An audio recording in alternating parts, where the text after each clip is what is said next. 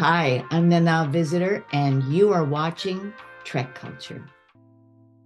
Hello, hello, hello. How are you, Chris? How are you? Thank you very much for joining me. This is a lovely surprise. It is. It is. But, as the only two people have actually seen Discovery thus far in the company, I guess you got me. Yeah, it's kind of like, yes, by element of elimination, I've got quite lucky today. So I'm quite happy with that. But yes, you've said it already. So we've seen some Star Trek Discovery. And the first four. And so there's so much we can't say, right? Because this thing is embargoed out the wazoo. And that's fine. That's how these things work. But it doesn't mean we can't say anything. Otherwise, what would be the point of this video? So basically, with that in mind, Chris, what can you tell us about your initial thoughts of the first four of season 5 of Discovery? Well, I wanted to keep watching. That's for one. It's out of the 5 seasons, I think this is the hottest start they've had. It is in comparison to the stakes, the universal stakes they had at the start of each season there. This one doesn't have any of that stakes. This is let's go and do some Star Trek. That's all I could say. I mean, it's not, they're not without their issues. I'm not saying it's perfect by a long shot. But in terms of Discovery and every season we've had since 2017, this is one of the best starts. One of the best starts. I'm in complete agreement because, you basically touched on one of the points I want to make, which is what has been one of our complaints. And I'm going to stick with the word complaints throughout. It's going to be everything is universe ending. And I think I'm allowed to say this. We don't have that here. No. And this is one of those cases. The reason I like that so much is when the stakes aren't universally high, the crew gets a chance to fly. I mean, we get moments with each of the crew, which I am delighted about. Mm-hmm. Because we were always seeing the characters they are in terms of crisis. Do you know what I mean? Everyone's personality changes, if your back's up against a wall, or you know what I mean? So now we're seeing these characters day to day, without overhanging cataclysms, and it's a breath of fresh air. It really is a breath of fresh air for Discovery. It is. It is. I definitely agree, because I think as well, just super duper quick, I think we have gotten to know what the characters do more so than gotten to know the characters, and we get a little bit more and exploration of them. And I can't say too much more than that, but so I think for those who have complained that we haven't got enough talking moments, I think they will be I think they will be happy with these first four. And also, just to agree, I do agree, because I don't want anyone watching this to think here come the TrekCulture lads. Sure, they love everything. They love everything. There are true. Bits. We do like a lot of things, but and there are bits that didn't work perhaps as well as maybe they might have. Something that we'll be obviously able to go into much more detail about when it comes to the ups and downs. And it's nothing is perfect. Even one of their best episodes of the 4, I thought it could have been improved on massively. We'll get to it, but all the episodes are great. But of course, sorry, my light's just falling down. I'll leave it in the edit. We are going to go through the 4. The episode titles, they've been released, so we will say the names of episodes. And obviously we won't be going into detail. Please don't switch off the video. We will be going into as much detail as we can. Let's jump in. All right, Red Directive is our opening episode of season 5. And I think it's safe to say it starts with a bang. Oh, yeah. Big time. It was good seeing that sequence in full. Yes. That sequence has been part of the marketing for a long time now. It's been extensively shown, like the clips have been released about it. But yeah, it was good to see that all in one. And we've got points to make about the ships as well, how they look better. They haven't got that. From I think episode 1, I mean, they came out swinging, and episode 1. So, Kris, I know you are a lifelong fan of RuPaul's Drag Race. And there has been a filter over the first 4 seasons. And that weird sort of glow, that haze. It does. And it sort of it robs the show of a little bit of visual clarity, which I think, obviously, it's a stylistic choice, it's done as fun, and they seem to have dialed that down in this season, which I'm very happy about, because give me ships in my eyes and all around them and give them to me in HD, and we get ships, we get them in HD, and they look great. Discovery, the lovely Discovery A looks really well in this, in the 4, but particularly we get some very nice shots of it in Red Directive. And Federation HQ as well. Yeah, you were saying that earlier. That looks really pretty. If it didn't look pretty enough already at Warp, the ships are great, guys. The ships are great. There you go. We're both sitting here being like, oh, what else can we say? But the ships look great. I want to basically, I suppose there's a pace to this first episode that it hits the ground running, and it does not let it. It is basically, it goes at breakneck speed right the way through, but it doesn't feel exhausting either. And that has it feels like it's found its balance of action and character moments. And again, that goes back to our point about, sometimes character moments have been sacrificed in the past for spectacle. We get spectacle. We get some pretty cool set pieces, particularly in this first, as you would expect for a season opener. And it doesn't feel like it's at the expense of. At least I didn't feel that way. Now, you might be like, actually, Sean, I thought it was dreadful. No, it was perfectly balanced. And what we were shocked about when we were just having the little pre-discussion was full of spoilers, which we won't put out. We were quite shocked when we were talking about actually how much they did put into episode 1. This episode. Yeah, there is a lot going on, man. And it's all very easy to follow. Like it's very much, here's the mystery, let's go get it. You know what I mean? It doesn't waste any sort of time. And I think what I really appreciate this time around, is you get it all up front. There's no sort of what is the DMA. There's no sort of what is the burn. There is no what is the Red Angel. There is no who is Lorca. I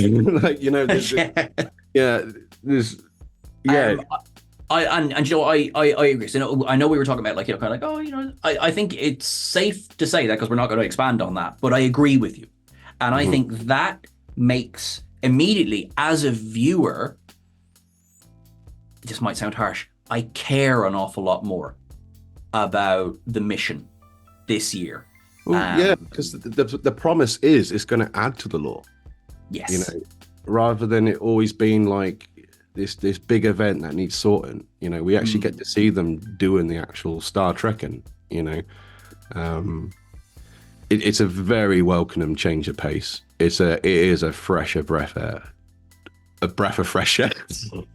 Do you know what I was going to say? We get to see them do the Star Trek, and I was going to say, I want that on the DVD cover. No, I want the fresher breath air. I want that on the DVD cover. That's brilliant. I tell you, we get as well. We get returning characters and we get new characters. As I say, this episode's busy, so we get returning characters. I want to just really quickly say I was very frustrated by Book's storyline in season 4, Yeah. I'm delighted with what they're doing with him in season 5. Yeah, it's making use of that and actually turn it into something interesting. Redemption. Yes, I think so. Yep, and There's a redemption. It doesn't feel, because we've known since the trailers, we knew that David Ajala would be back. So what it doesn't feel like a contrived reason. No, it does. I always use the example of, great to see him. What the hell was Worf doing in Star Trek Insurrection? It's just secure. Does anyone even care? Yeah. Whereas here, there is a reason for Book to be here. It makes sense, and I like how he's being used. And that is all I will say about that.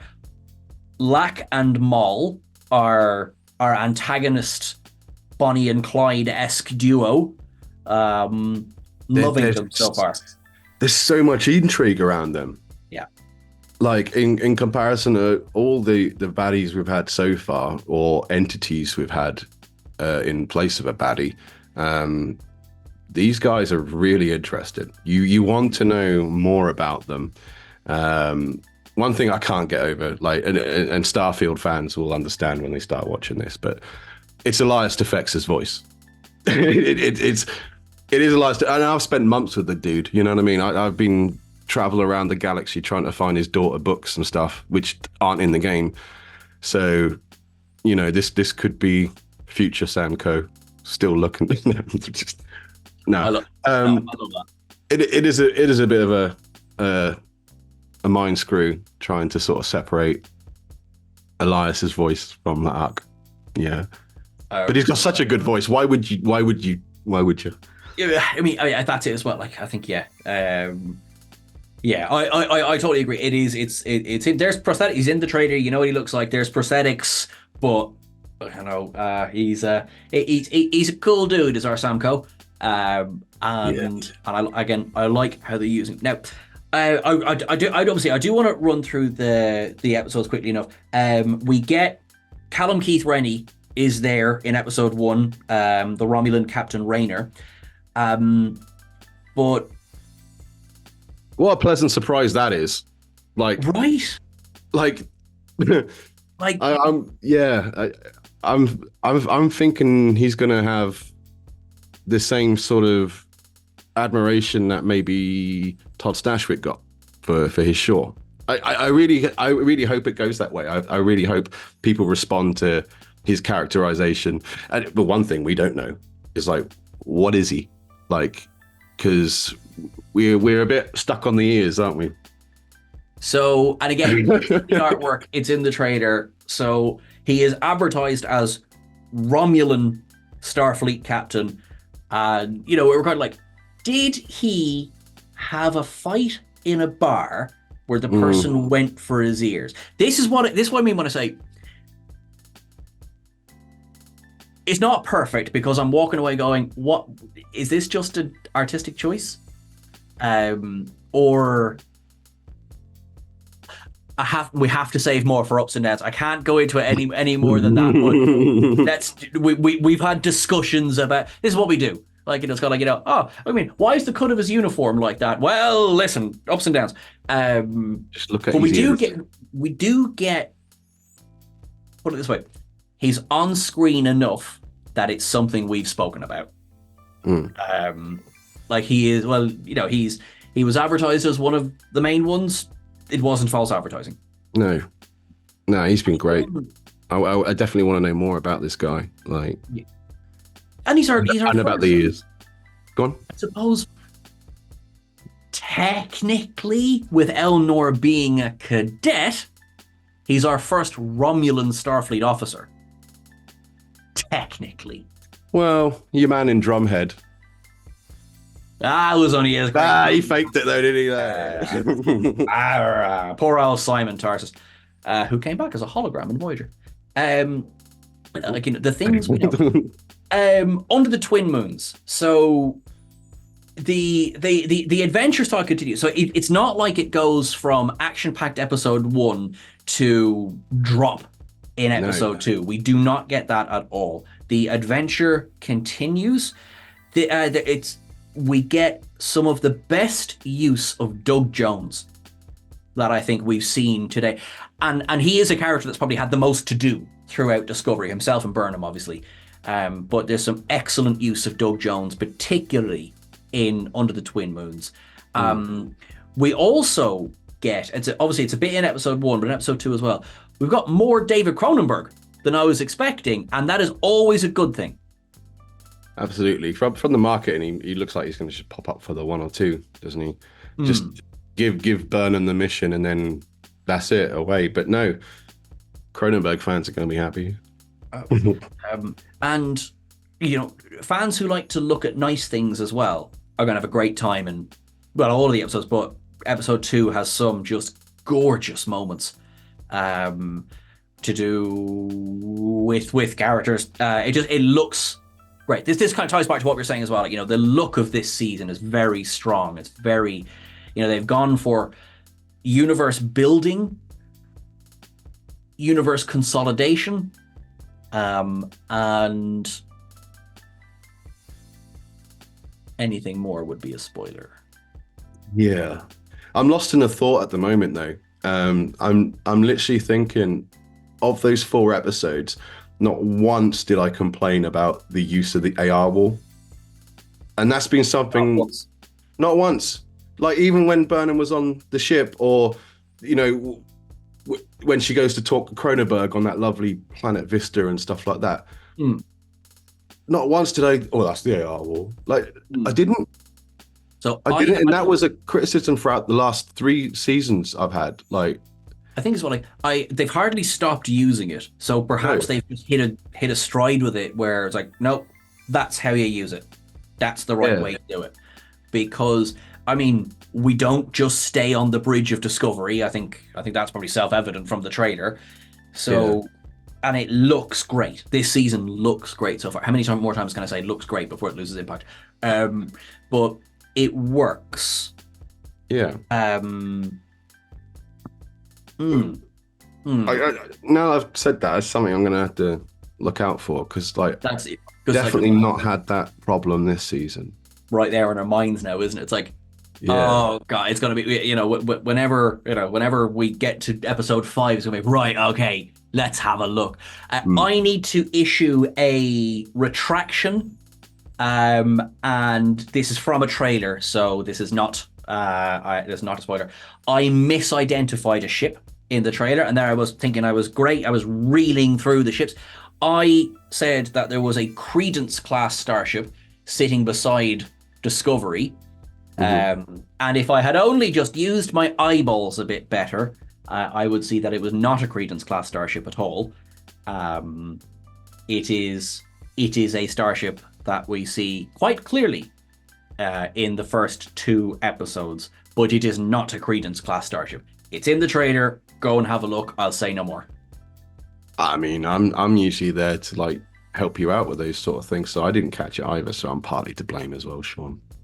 That you see, and this is why we work so well together, is because we lift each other up. Speaking of lifting each other up, I knew you were going to do that segue. I knew you were. I knew, yeah. Speaking of lifting each other up, Wilson Cruz works out a lot. Episode 3 is Janal. Wilson Cruz shines. He's outside of sickbay for an episode, and this episode shows some of the best performances that Wilson Cruz has given in Star Trek to date. But yeah, if you can imagine the restraints being off with the lack of cataclysm this season, plus another thing, Wilson Cruz gets range. Yes, actually, yes. Like when, and this is throughout all of Star Trek. When your role is you're the Doctor, do the Doctor stuff. Obviously, we've seen many, many examples of people having loads to do within that, and we've seen many, many examples of hand me the hyperspray. it can be very limiting. And there certainly has been episodes where, thank you, Wilson, for showing up and giving us the name of this illness and then leaving again. None of that here, which is great as well. And also, I mean, the things I would do to have that man's, physique. Yeah. Yeah. Yeah. It was a good episode. It was a very good episode. It's strong on many fronts. Someone who we haven't spoken about a lot, but who we know is in this season. So, Mary Wiseman. I've missed Tilly. I have missed Tilly so much, and I think when writing season 5, they knew that Sean, had missed Tilly, and so they said, "This is for you. There you go." And thanks very much, guys. I appreciate that. With Tilly, we talk about the restraints being off and everything, but Tilly's not really one that suffered from that. Tilly's always been able to cut through and be herself in spite of everything. Like, I wonder if, because initially she was that character she was kind of quipping and she was insecure and everything, whereas in Star Trek you've had this archetype of Starfleet officers, stiff upper lip and things like that, and that was a tiny bit jarring in season 1. But again, she was a cadet, and we must never forget she was a cadet in season 1. Here, it's so welcome, particularly Tilly's style. So Tilly's style comes across particularly this episode, and only Tilly could act in particular ways. And I think the episode is the series is so much stronger, but the episode is so much stronger for it. And again, this is another example of, there's, Sonequa Martin Green is being given the amount of material that we're used to seeing Burnham have. So this season is not Burnham light, don't get me wrong. And, there's plenty but like we were saying earlier, this is not at the cost of other characters, or at least that's how it feels to me. It's not at the cost of other characters. People are getting screen time, they're getting things to do, and I think it's stronger because of it. It's not really a spoiler, but something that's been quite prevalent in these 4 episodes was the reason why Discovery works so well. It's like they needed those 4 seasons to be this crew, and they do make a point of like, this isn't like another Federation vessel. Like, everyone on this ship has gone through something together. This is a crew collectively going through trauma. Yes. And now they've actually landed and get to have some fun. Like, it's great seeing these characters like with that hanging. It's gone. Like season 3. So let's say, even so, just arriving in the 32nd century. Season 3, you had we're in the 32nd century hanging over the whole season. And season 4, speaking just for myself, I don't think there was enough time to breathe, and not specifically between the release dates. I mean, like, it felt like it was, well, hang on, we've only finished one thing and now we're into the next thing, and then of course Galactic Stakes. This feels like they've been here a couple of years, they're settled, they know what they're at. There is that the comfort we're more used to seeing on things like Strange New Worlds, on things like, kind of going back to, DS9, Voyager, that kind of thing. Which is not to say that, the style of DS9 Voyager has returned. Different type of filmmaking. But it benefits from it. And I think what you were alluding to there as well, that, because there isn't this massive sword of Damocles hanging over everyone's heads, no, they're not in fight or flight the whole time. Mm-hmm. Which means we're seeing new sides to familiar faces. Which I'm really enjoying. I think, in the interest of balance, I think it could go further. Obviously, it's hard to say when we've only seen the first four, so we don't know what's coming for the rest of the season. But there's bits that maybe like, give me a couple more minutes of that, and I would be even happier. But I think it's in a strong position right now with the cast and the crew.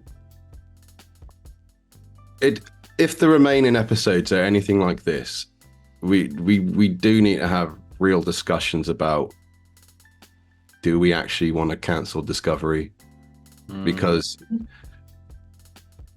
I hate seeing Star Trek shows cancelled just as they find their feet, and if this is Discovery finding their feet, I want another 4 seasons of this. I think things that they've written in at the time when they didn't know Discovery was ending has little throwaway lines have become even more revenant. Yes. Yeah, it's obviously they had no idea it was going to get cancelled, but there are some lines in there you're like, oof. You're oof. Like, this hits better now. But yeah. I'm tying myself up and not trying to not say anything here. You've put it perfectly. There are lines and sequences that, knowing they were written when they thought they were getting a season 6, it's very interesting now having them recontextualized into, we know the season's or the show's ending after this. And I couldn't agree more. I'm delighted we're getting a season 5. I'm delighted for that. I hate seeing any show cancelled. I just think, give it a chance to end. At least we know that this was given a chance to end. Yes, it was reshoots. Yes, it was an added. We can and will spend a lot of time talking about that as the season goes on. But for now, it's just really quickly. So, Face the Strange. That's episode 4. This is the one where there's so much to say, none of which we can really say. Someone who gets good use in the first 4 episodes, but I think particularly in this episode, is Anthony Rapp. He's great, man. Like, particularly this 4th episode. Again, this was probably one of my favorite episodes out of the batch, and it does have things that I think could have made it so much better. Yes.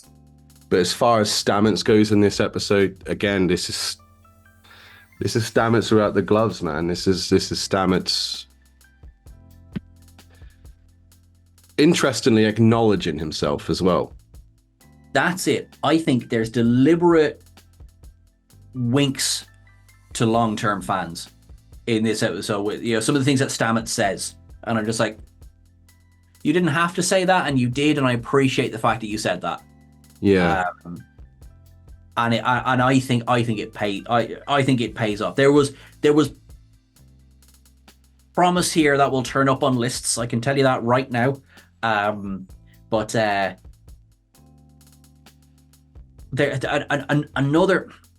an excellent thing that I think this episode particularly does is it reminds us how far Burnham has come. Right. The mutineer. Yeah. Well, exactly. We kind of never talk about that anymore because we haven't really had calls to. But if you think, but it's all relevant, isn't it? It's all relevant. Yep, 100%. That's it. Nothing, and this is I have called the show out for this before. Nothing so far has truly felt superfluous, or I didn't get a sense in these 4 episodes that any decision was made with the logic that would look cool. No. It serves the plot, it serves the episodes, and I mean I feel like there's so much more I want to say, but of course we can't. But also I'm dying for I'm dying for everyone to enjoy it on their first watch. I don't want to spoil anything for anyone anyway, let alone the fact that, you know, we'd be in trouble. But still, I don't want to do that. Because we got to enjoy it like that. So I hope everyone here will as well. Here's an incredibly difficult question for you that I'm just literally throwing at you because I'm mean. Based on what you've seen, knowing you can't give spoilers, what are you hoping for from the rest of season 5? I love it.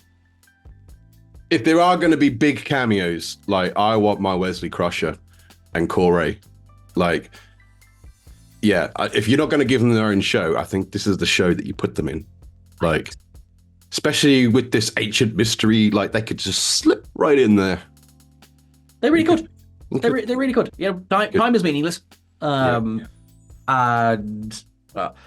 also, I mean, there was 2 reasons for me doing that. One is I wanted to do it. 2, I really wanted people to see your T-shirt more. Yeah, it's a great one, isn't it?